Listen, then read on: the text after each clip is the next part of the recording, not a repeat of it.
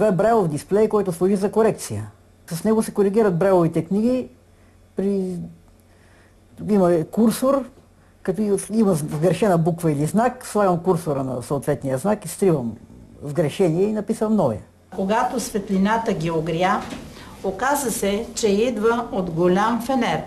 Джил не видя почти нищо от съществото, което държеше фенера. То като че ли се състоеше само от ръце и крака. Бухалите започнаха, тук има грешка, обърнати с срички, да му обясняват всичко. Децата първо трябва да се научат на бързи и координирани движения на ръцете и пръстите по редовете. Редове от точки, без да четат. Това е така нареченото симулиращо четене. Да знаят как да се движат ръцете. Защото виждащото дете, растейки в семейството, за него книгата, вестник са нещо познато. Родителите му, старите родители четат, той вижда, гледа телевизия, вижда книжарници, докато Брайл е нещо дошло от Марс или Юпитер за незрящото дете. И ние трябва да правим специални упражнения за мотивиране на детето да научи Брайл. Другото е да се научат две основни умения. Тактилно различаване, да се различава градко от грапаво, топло от студено и така нататък. И тактилно разпознаване, да се различават релефни фигури, отделни комбинации от релефни точки и така достигаме до геометрията на Брайловата клетка, което е едно шесточие от 6 точки, две вертикални колонки по 3. И там трябва да се знаят вече местата на точките, за да се научат буквите. Да се чете с допир е доста странно. С времето тази система е била адаптирана към всички световни езици. В България тя е била пренесена от Русия през 1906 година.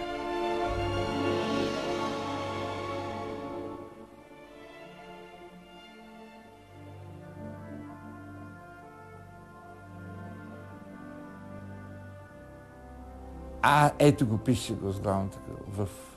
В. Час. Час.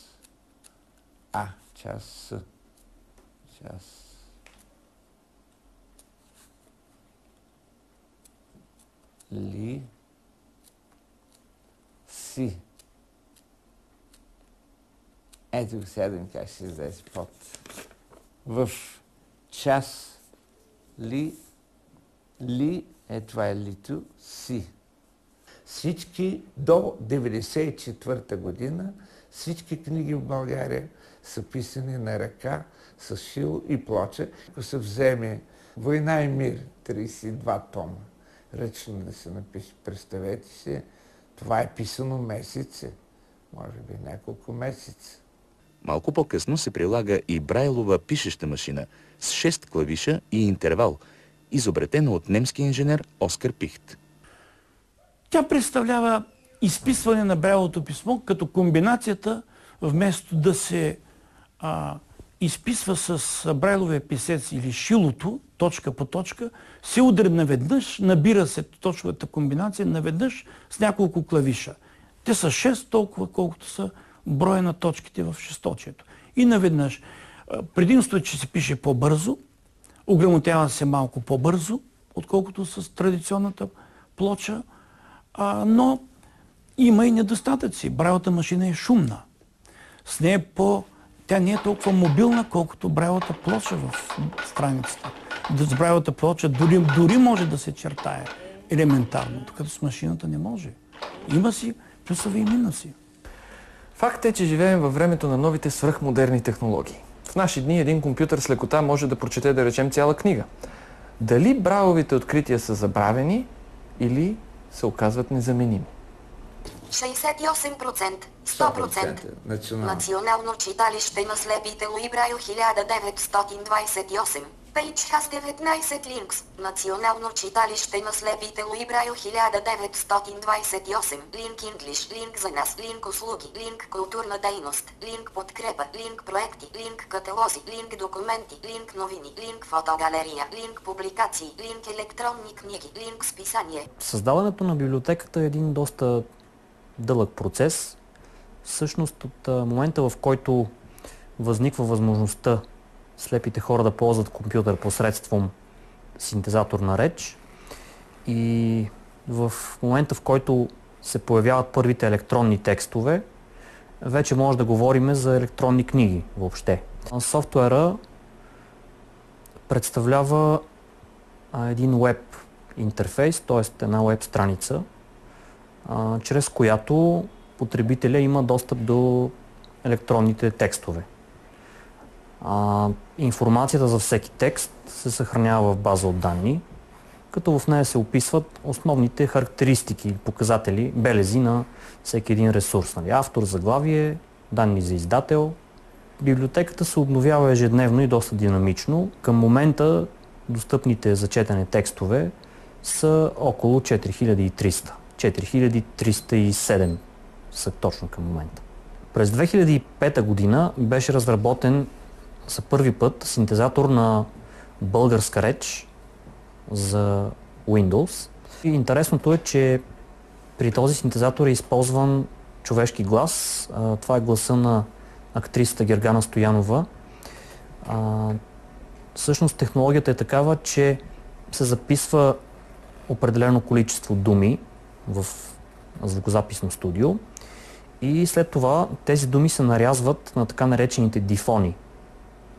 Това са нещо като фонеми и след това се разработва алгоритъм там и правила, според които тези отделни дифони вече в процеса на анализирането на текста и възпроизвеждането му от програмата се слепват и по този начин се сформират думите, които чуваме, когато четеме текст на компютъра. Самия синтезатор сам по себе си той представлява само един модул, който възпроизвежда текста, а той вече се вгражда в допълнителна програма, която се нарича екранен четец, на английски Screen Reading Software, който отговаря за това да прихване текста от съответната програма и да го подаде към синтезатора. Ако си мислите, че незрящ човек не може да управлява автомобил, вижте какво се случва, когато сляп състезател се качи зад волана и кара с 300 км в час. Самолет на писта, някъде край Марсилия. Спортен автомобил достига 309 км в час. Управляване от слепия белгиец Люк Костерманс. 43-годишният Люк загубва зрението си при катастрофа преди 5 години. С това постижение той чупи досегашния световен рекорд по скорост, съобщава BBC.